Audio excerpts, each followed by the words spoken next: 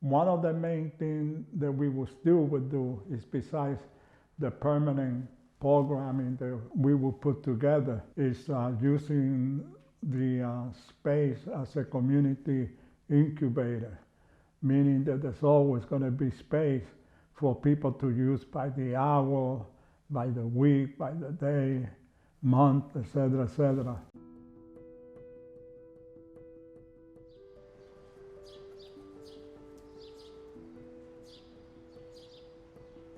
We never owned the building. We used to rent it from the city. The reason they took it away is because mainly we are more progressive, leaders in the community in general, and we always been historically since the 60s when we started.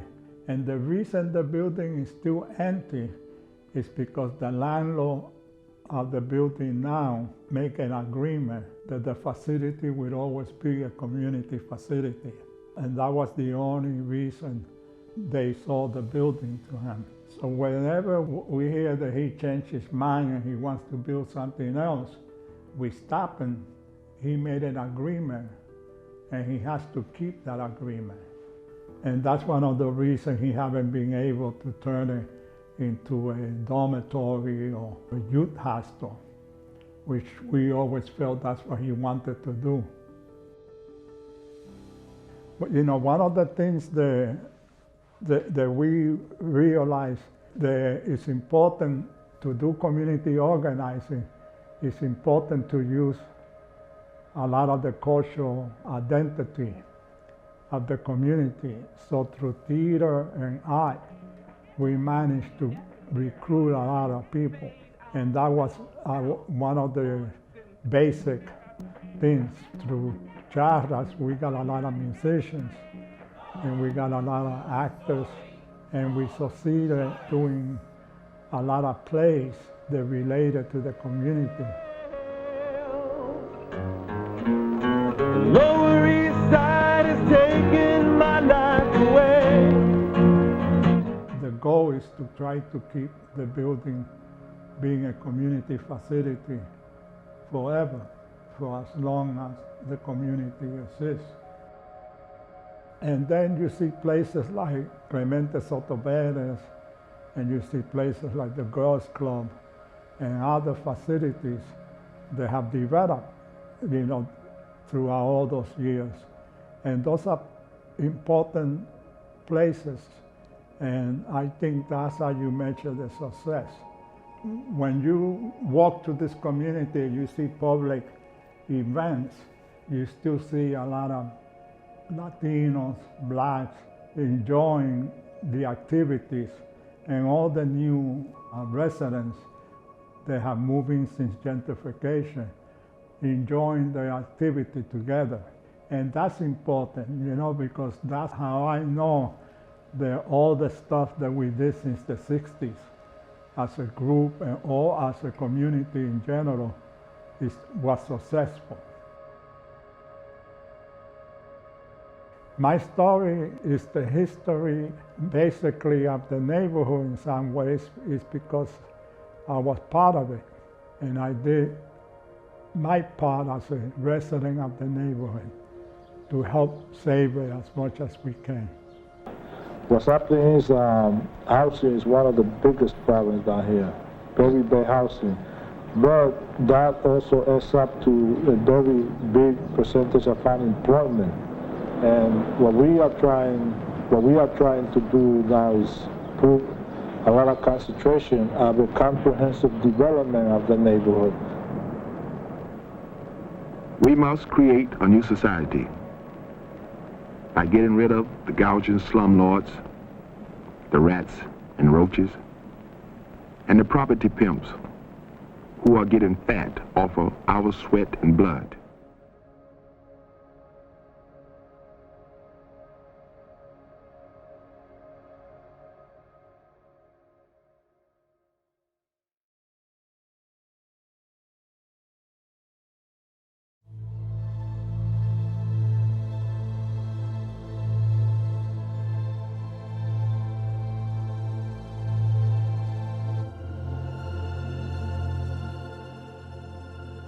These puppets are like exteriorizations of internal things. A lot of times, the puppets have secret stories. They show us things. We start out thinking we know what they are, and then they reveal more things to us, hidden stories.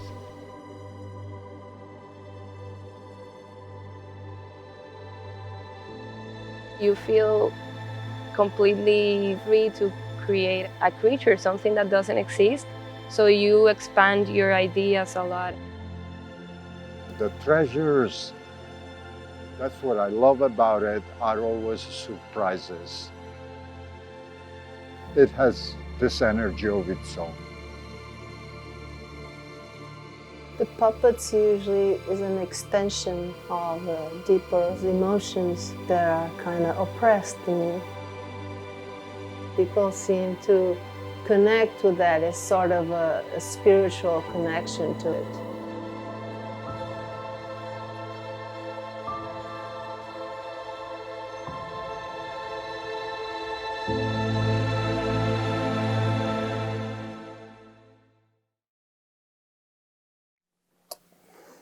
When he says action, then we said action. No, I didn't say action. You see, I told you, man. So calm down. You're gonna make me. The Puerto Ricans won't come out.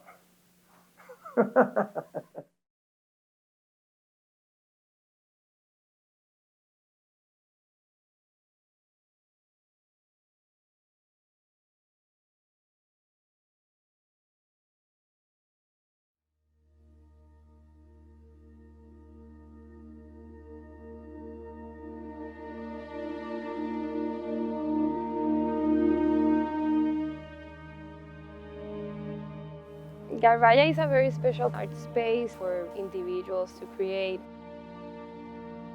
The principal motivation of it, it's trash made into art. It really drives you to a very creative place, challenging yourself to transform something that already exists while you're recycling, and there's also that intention.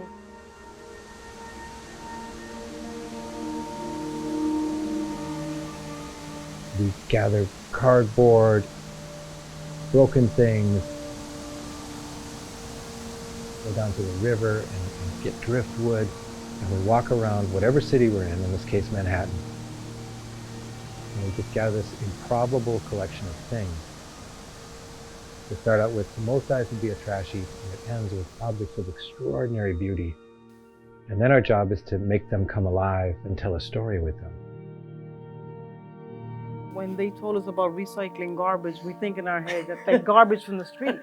Oh, we You never thought you could make masks out of Never that. thought about making masks with CDs, Yeah. detergents. Plastic containers, yeah. The detergent. I mean, who does that? Who thinks about stuff like that? You know. I'm like, wow, this is pretty cool. And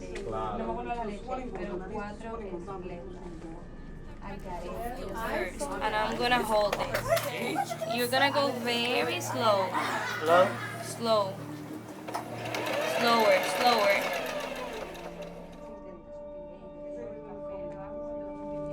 One of the things that's most extraordinary to me is the whole cycle or the whole process. We start out brainstorming, and it's open to anyone. From the beginning, it had a very specific spirit, and I love how that became the essence of the project, and it's maintained because of the people that it was made for and how we got inspired. We don't really have preconceived ideas. It's a magnet to people that come. Some people are professional artists, some people have no experience whatsoever, multi-generational, children, elders, and we cobble that all together and find deeper themes. It never ceases to amaze me where people take it. You're almost giving hope to the people by bringing out this creativity show to them. This community, there's a lot of Latinos and all different kind of nationalities living here. And to see how much progress has happened during the years in terms of change in the community and people that are willing to listen, I think that it's important for us as artists and also for the community to come together to save the gardens and everything that's going on here. Yeah. I'm not from Loisaida, but Loisaida is part of me now. What makes this program really special is open-endedness. It's like a spirit that a lot of people in the neighborhood have come to know. We open our doors to this process, this open-ended process of creativeness. These lead artists, they're connecting people, they're connecting with peer organizations, with the people that make this neighborhood, the neighborhood, with the social infrastructure, which is basically the things that you don't see, but the neighborhood wouldn't work without them. We at Loisaida, we have something that we call cultural sanctuary, a place for immigrant communities, for our community in general to feel like they can create in a safe environment and a place that's affirmative of their identity. And that's a central part of our mission, to highlight the positive contributions of Latinos and Puerto Ricans in the United States and in the city and in the community.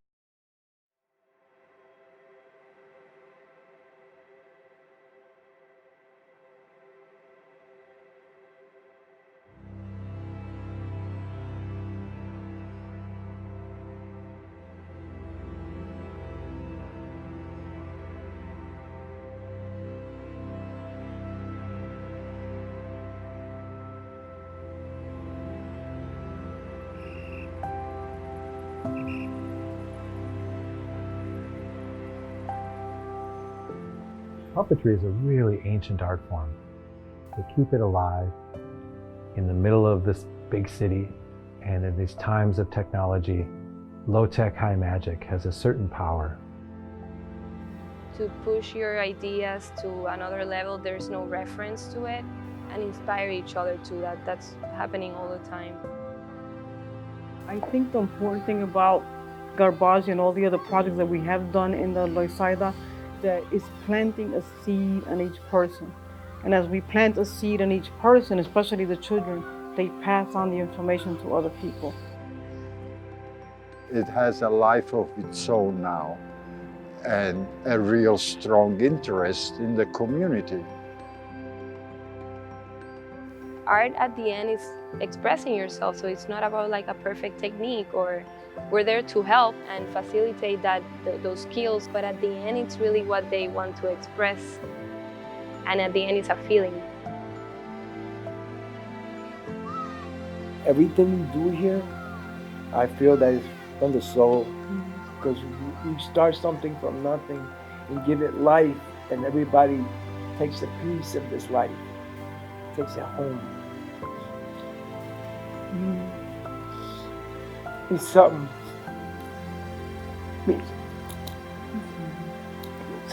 It's a lot.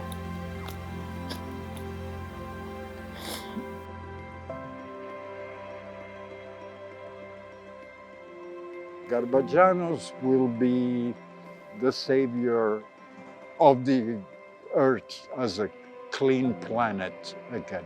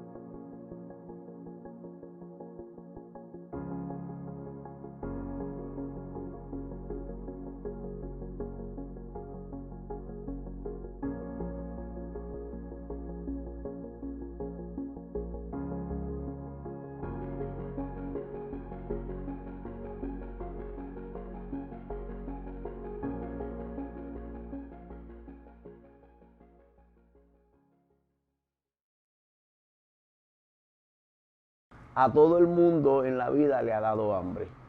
No importa de qué camino de vida venga, si eres un profesional, un adicto o si eres una persona con mucha influencia política, pero todos han parado aquí a conocer cuál es el sazón de este negocio.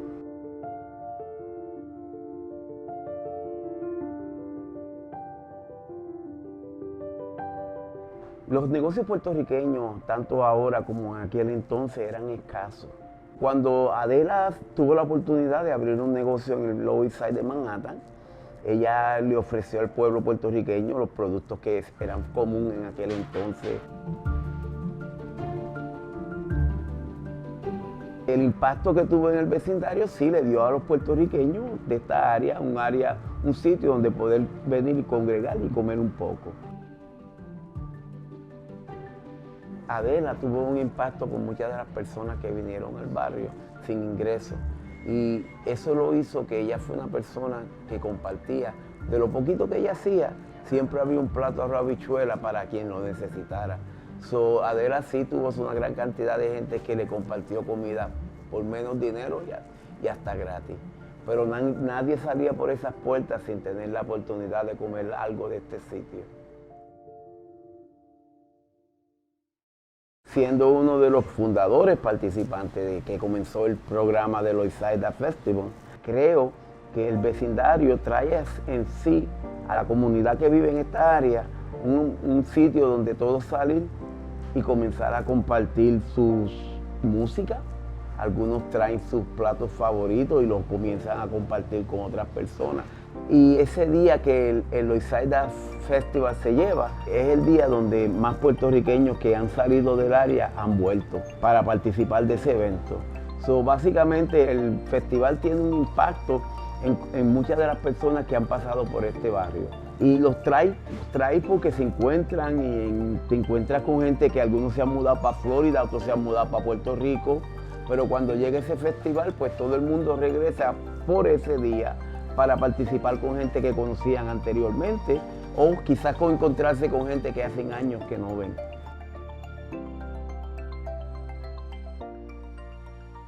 Si tú tienes un propósito que significa algo para otro, continúalo.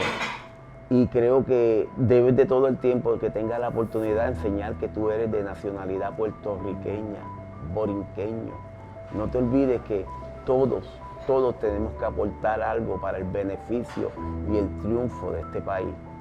Somos gente buena y vamos a enseñarlo con nuestra gente, haciendo lo mejor de cada uno, porque así es la única forma que podemos enseñar que el puertorriqueño hace una diferencia.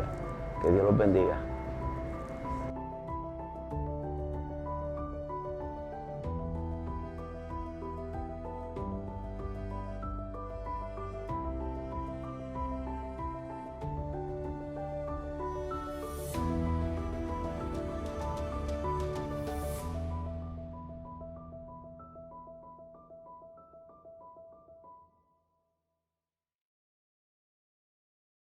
If you were to catalog all your photos, how many photos do you think you have printed at this moment of the Lower East Side? Already printed, at least in different shape and forms and sizes, at least already a couple of thousand. And so how many negatives? And negatives uncountable. That's what I was going to Uncountable.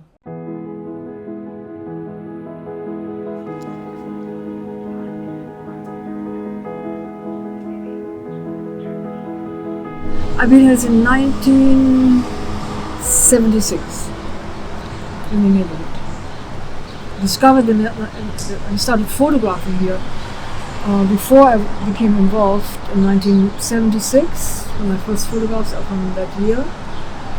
And it was like, coming home to Berlin.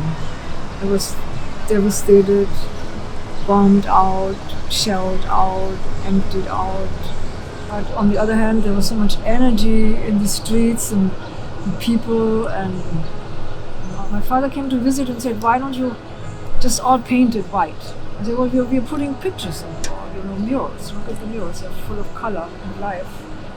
It's history and dreams and all of that stuff." And energy was so great that even as a single mom and freelance photographer, coming from Fifth Avenue, I kind of made a life. Cultures put together in one thought, a clash. The result of that clash put together in one thought, Spanglish. Lower East Side, Loisaida. Loisaida came into my mind. It was in the back of a van, you know? And I said, Chino, I found the name. And I came back to the Lower East Side, and there was the whole parallel between Don Quixote of the 15th century and Chino and I, because we think that we're in love with this community that nobody wants. So there. How could there be decay and there could be growth in the same place? It's because creativity is taking place here.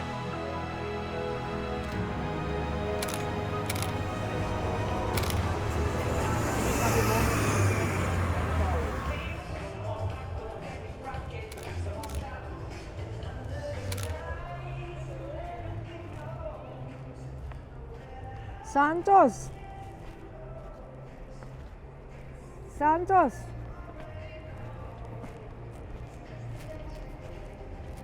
I come to have your picture took.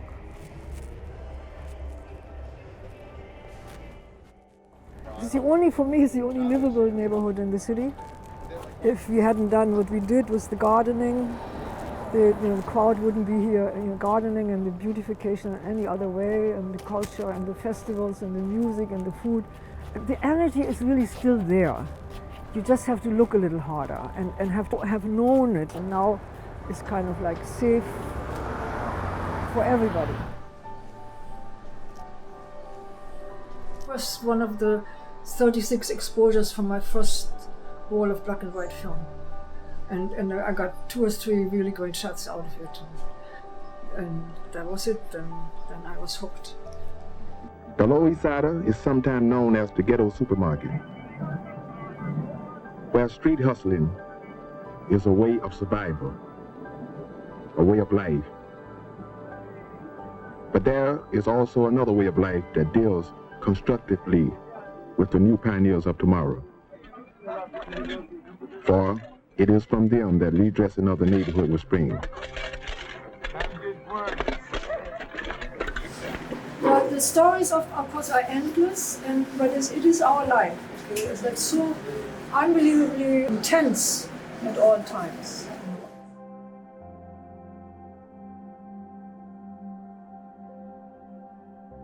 Well, the end of the day has not come yet. Looking back, however, onto all the moments in time captured in photography, I say it's incomplete. Yet it tells a story organically. These photographs no longer are mine. They weren't from the beginning. It was always the community who created them for me because they were there. The people, the environment, the gardens, the roofs, the streets, everything was there. All I had to do is point my camera and shoot for many, many years. And so as a tribute to the community, they will be archived, they will be remembered. The photos will speak for themselves. They are telling the story of the Loisaida, Loisaida, Loisaida, Loisaida, Loisaida. Viva Loisaida.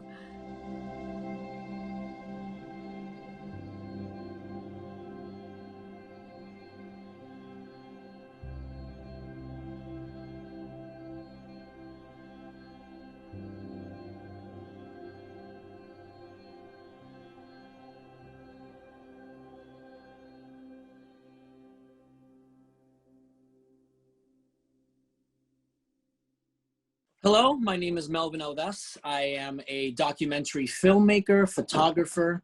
I have lived in the I have worked in New York City for the past 4 years. I came from Puerto Rico in 2016, and definitely it's been just like everybody else. It's been a challenge. It's been a journey in one way or another. But I gotta say, if I'm talking about my work and how it kind of moved along, these 3 pieces that we're about to see. I think something that propelled these pieces to be done is, I think we all have a sense of wanting to connect with who we are. We have a sense of connecting with our ancestors, with our history, with our, doesn't matter where we come from, we carry our history with us. And Puerto Rico is my history. It's my home. It's where I grew up. I just moved there for 2016, and I wanted to.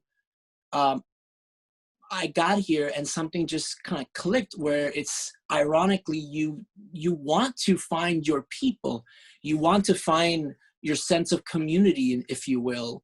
And for that first year that I was in New York, I obviously did jobs here and there, and I still do a lot of jobs in every way, shape, and form. But 2017, something happened, as we all know. Hurricane Maria hit, and a lot of people around me, a lot of people from Puerto Rico, obviously it broke all our hearts. We felt that there was not much we can do, but we got to work. And in my sense, I did the same, but through my medium. And I started calling organizations from around New York City and telling them straight up, listen, I am a filmmaker, I'm a photographer, I am donating my services to anything that has to do regarding Hurricane Maria relief. And from there, obviously, I reached out to Latea. I reached out to Clemente, to the Loisaida Center. And from there, it was just like a Pandora's box of treasures, really. It's funny because it just kind of went from there. And I really didn't know much. Coming from Puerto Rico, I didn't know much about the Lower East Side and the deep history it still has with Puerto Rico, and the history that it has gone through to be able to help us, help the community to stay either A, intact, B, to retain as much as the culture, because as Michelangelo actually said earlier, Lower East Side back in the 60s and 70s, it was like, I'm going to use what one of the people I interviewed for these 3 pieces that you're going to see. It was like walking into Berlin during World War II. It was just like, it was horrible at the end of World War II. It was horrible. It was ruins, and that's what it looked like. And considering that you're in New York and then you go to that neighborhood, when I started doing these things with Hurricane Maria, I started kind of joining into different organizations. And the Loisaida Center, I have to say that they took me in. And for the past 3 years, I documented and I looked for anything that was in search of, anything that had to do with our history, the history of Puerto Ricans in that neighborhood, or any minorities in that neighborhood that had something to say that actually helped preserve its way of life. I was interested. And from there, I just kept doing more work with them. And I was very blessed that in 2019, I received an artistic residence for a 6-month artistic residency in the Loisaida Center. And from there, I decided to, with the help of Libertad Guerra, and Alejandro Epifanio, we sat down and we're like, okay, let's talk about 2-3 people that we think should be spotlighted, if you will. And we decided to go with the story of Marlise Momber, a photographer that has been living in the Lower East Side for more than 40 years. We talked about Chino Garcia, which is a community leader and activist in the Lower East Side. And we talked about Luis Rivera, the son of Adela Fargas, and those 3 really, it created something so beautiful. It created this it was almost a time capsule, if you will, but that time capsule kind of makes us all think about where we are today in relation to what these people have done and are still doing. And that's what I found interesting. That's what I found beautiful about all 3. And they all 3 took me in, and all 3 accepted me. And because they see this, let's be honest, most people, when they see me and I tell them I'm Puerto Rican, and I see this guy, I have this sense of, people have this perception of, like, they see this kind of pale skinned white guy, like, who the hell is this guy? But then I start talking Spanish. They're like, yeah, this is just one of the this is one of the ones from the tribe. Don't worry. Like, it's just a sense of I feel like I have to win their trust, and I love that moment. I love that moment with a new subject or with a new friend in that regard, because it really, something beautiful tends to happen. And that trust is really shown in all three documentaries. They trust me. They understand that where I'm coming from, what I'm trying to do is solely for the purpose of documenting their life and keeping it as objective as possible, because they have something to say, and they've been doing what they've been doing for the past 30 to 40 years, and no one is going to stop them. And if anybody knows, like, for example, Chino Garcia, I love him to death.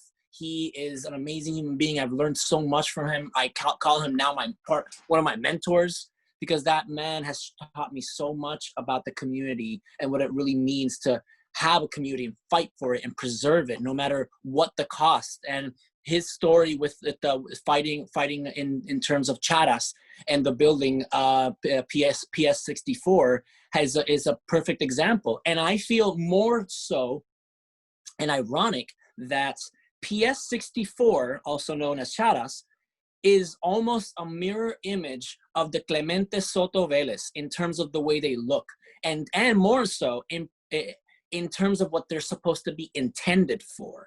Both buildings are at the in the sense of a Clemente is a cultural space where artists from all walks of life come together and create, and that is exactly what Charas is intended and supposed to be.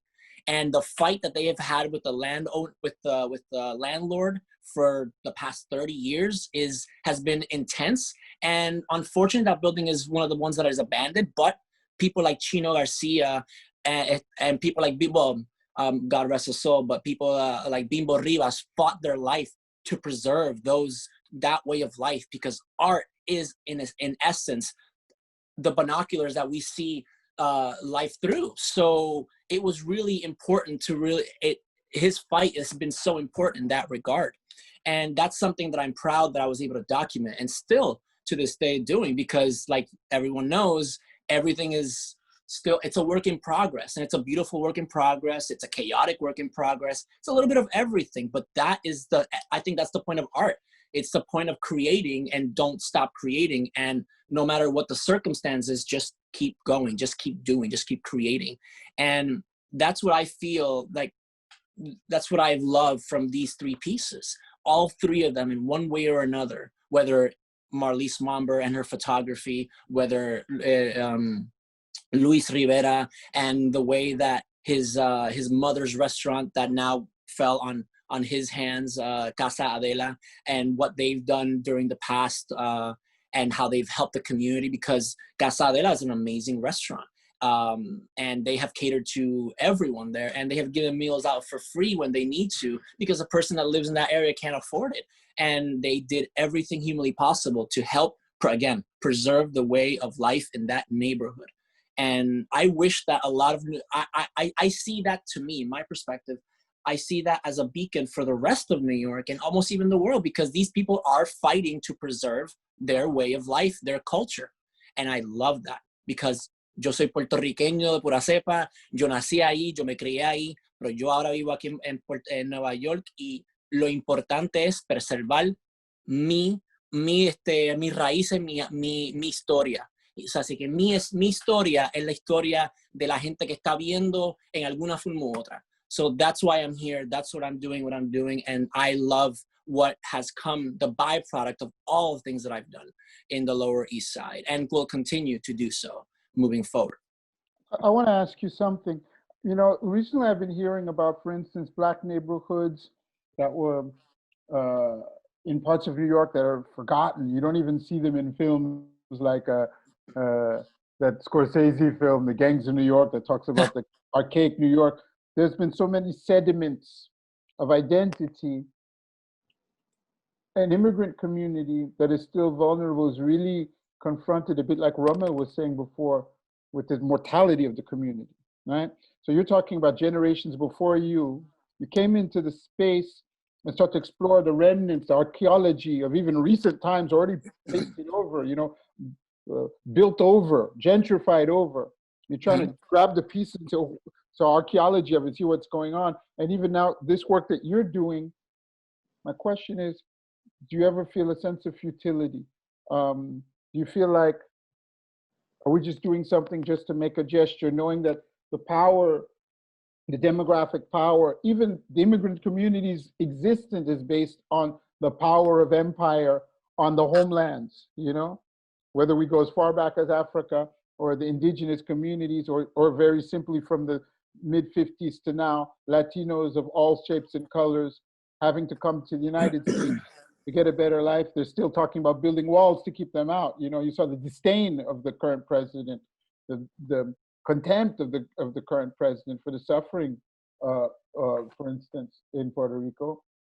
I'd like to ask, does it ever feel like, you know, the futile, the power of empire? I mean, New York has become a place that's unaffordable in our lifetime. How do you, you know, Juanita just did a thumbs up. The Bronx used to be a no-go place, just like the Lower, like no go, and now it's like the new real estate speculative. Copy. How do you feel about what the futility of this kind of work? I'm not saying it's futile, but you understand my question. Yeah, it's funny you should say that. I had a conversation similar to this with Chino Garcia a couple of months back, and about a year back. And he was telling me about the history of the Lower East Side in the late 1800s, where it was the tobacco, there was a big tobacco scenery industry there. And it was led a lot by Cubans, and how little by little that has moved away, and now it became now it's like the cigar capital really in the United States, and now is kind of like in Tampa. And he's telling me about all these things, and all I want to do, and what I'm trying to do as a filmmaker, as a documentarian, is I just want to tell these stories, because I feel that the more I learn, it's funny because when I went to the Lower East Side, and I keep going to the Lower East Side, and I keep hearing more stories, and I keep learning, I just eat this all up, and all I want to do is return it back to, in one way or another, and using my vocation to just tell these stories. And I feel moving forward, I mean, yes, definitely the Lower East Side, just like a lot of places in New York that I like how you use the gangs of New York. Obviously, it's unaffordable now. I mean, the only way you can kind of stay there is if you've had some sort of rent stabilization or a rent freeze of some kind. And new people moving in, I mean, these apartments are going for one bedroom or even a studio for like $3,000 a month. It's ridiculous. Like, people are being pushed out of New York City. And even now with the pandemic, it's just becoming worse and worse every day. I hear stories of all my artist friends, little by little, whether they're from Puerto Rico or any other place, or even here in the United States or anywhere else, they keep moving away because just no way to sustainably financially live here. It breaks my heart. And the only thing I guess I can do is, again, there is a story to be told in that regard, and I like telling those type of stories. And the only thing I can do, without getting too political or anything, is to tell these stories and continue to shoot and continue to showcase or spotlight people in the community doing something about it. And I see it every day, and I just want to tell those stories. That's how, in essence, that is my voice. My voice is through my art. Just like a painter has his way, or his or her way, that's the same thing for me. And I'm trying to tell those stories. And I hope they make an impact. I mean, more important to me, what's important is to do. And to do is the hardest thing as an artist, because we talk a lot, but then until we finally do something, that's when things really become real. And that's what I'm trying to do more than anything else. Create. Please. No, it's fine. Continue. No, you create. Oh, okay. What I want to do is, I believe in action, and I believe in creating, and I believe the best way to use my voice is to tell these stories, highlight these people that, whether it's these three individuals that I'll be showcasing their work soon enough, I think that to me is the best way to tell these stories and let people understand what is going on and what can be done about it. Because I'm not the most articulate person. I'm not going to stand in front of a crowd and start giving a speech. I'm not a good orator in that regard, but this is how I say what I need to say. What I'm hearing you saying is the whole point is keeping the stories alive. No, definitely. I think that's all I was really trying to say. I'm trying to keep the stories alive. I'm trying to keep the whatever the voice really saying what needs to be said, because they don't have a platform. I'm giving them one way or another, even if it's a small platform, because it's just me and telling these stories with documentary or photography or anything like that. It's a platform, and I'm just a vessel trying to tell these stories. Just like you just said, keeping those stories alive is the best way to say what needs to be said. Wonderful. Thank you, Melvin, for sharing that. And we're looking forward to going deeper into it and to participate in that life.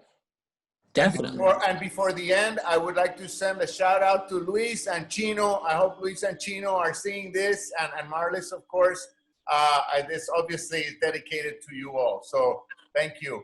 And one last thing, I actually want to thank the Latea. I want to thank them for giving me and all these amazing artists a platform to really to tell these stories one way or another, whatever story it may be. Especially in these times, they're so difficult, but the best thing that these times have is for reflection, and that reflection for us turns into art. So thank you again. Gracias, Melvin.